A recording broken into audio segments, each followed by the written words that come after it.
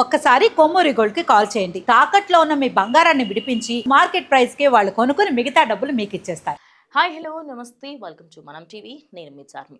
తెలంగాణ రాష్ట్రంలో phone tapping case రాజకీయాలలో అదేవిధంగా అటు సినీ రంగానికి సంబంధించి పారిశ్రామిక వ్యక్తులు మీరు పేరు చెప్పండి, వాళ్ళకి సంబంధించి ప్రతి ఒక్కరికి సంబంధించి ఫోన్ ట్యాపింగ్ కేసులు వస్తున్నాయి. ఫోన్ ట్యాపింగ్కి సంబంధించి మీరే డీటెయిల్స్ అన్ని జాగ్రత్తగా ఉంచుకోండి, జాగ్రత్తగా మాట్లాడండి అని అప్పట్లో వినిపించింది. అయితే మళ్ళీ ఇప్పుడు దానికి సంబంధించి కొన్ని సంవత్సరాల నుంచి అసలు ఎలాంటి మాట లేదు, అసలు ఏమీ మాట్లాడుకోవడం కూడా లేదు. ఈ కంప్లీట్ అంతా కూడా ఆపేయడం జరిగింది. ఫోన్ ట్యాపింగ్ అనేది మధ్య అందరూ కూడా మర్చిపోయారు. కానీ మళ్ళీ ఇప్పుడు సిట్ ఏంటంటే ఇప్పుడు దానికి సంబంధించి మేము మళ్ళీ కొత్తగా స్టార్ట్ చేస్తున్నాము. ఐపీఎస్లు, ఐఏఎస్, దానికి సంబంధించిన ఆఫీసర్స్, అదేవిధంగా సైబర్ డిపార్ట్మెంట్కి సంబంధించిన వాళ్ళందరినీ కూడా ఇన్వాల్వ్ చేసి ఇప్పుడు రోజుకి ఎవరెవరు ఫోన్లు ట్యాప్ అయినాయి, ఎందుకు ట్యాప్ అయినాయి, మీకు దాని గురించి ఏమైనా ఐడియా ఉందా, ఏంటి ప్రతి ఒక్క డీటెయిల్స్ అన్నింటినీ కూడా గమనిస్తుంది.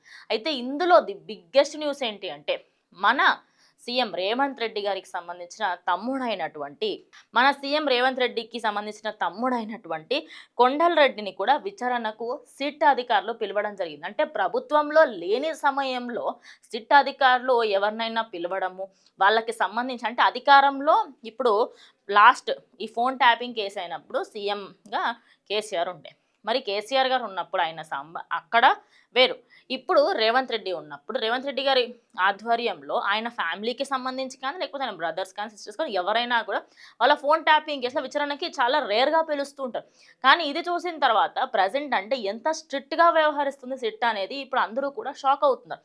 గత కొన్ని సంవత్సరాల కిందట మనం చూసుకుంటే సిట్ అధికారులకి సంబంధించి సీఎంల దగ్గర నుంచి ఎంపీలు, ఎమ్మెల్యేలు ప్రతి ఒక్కరి ఫోన్స్కి సంబంధించి కొందరు ఆడియోస్ కూడా లీక్ అయిపోయి అప్పట్లో సోషల్ మీడియా అంత రాజకీయం మొత్తం అసలు దుమ్ము పట్టిపోయిందనే చెప్పాలి.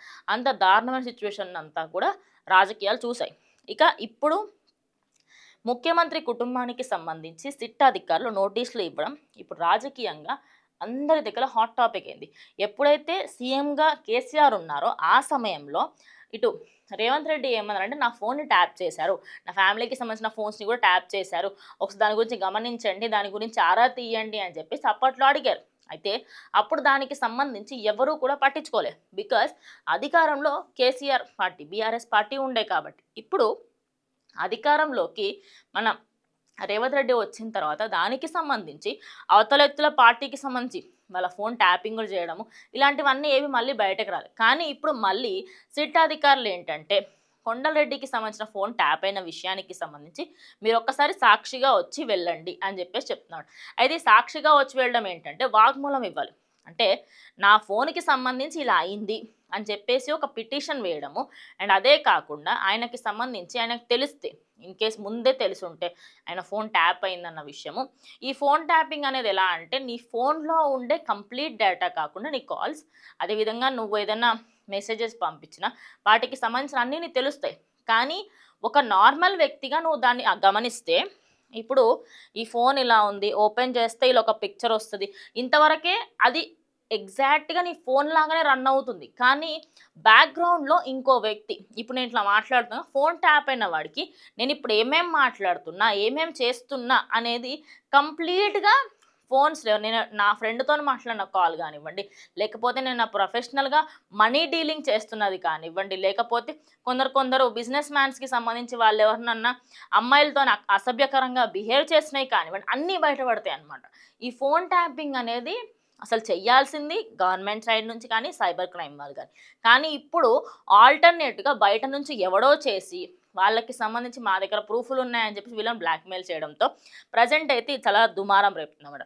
ఇంకో విషయం ఏంటి అంటే ఇప్పుడు సీఎం రేవంత్ రెడ్డి కుటుంబాన్ని సంబంధించి ఇప్పుడు వాళ్ళని పిలవడము, అదేవిధంగా ఈ వాగ్మూలం అంతా తీసుకోవడం వల్ల అందరూ ఏంటంటే అరే మీరు గవర్నమెంట్లో ఉన్నారు, మేము రాము అని చెప్పేసి చెప్పొచ్చు, అయినప్పటికీ మీరు వెళ్తున్నారు, రేపు ఆయన సాక్షిగా వెళ్ళి అక్కడ అన్నీ కంప్లీట్ చేసుకొని వస్తారు.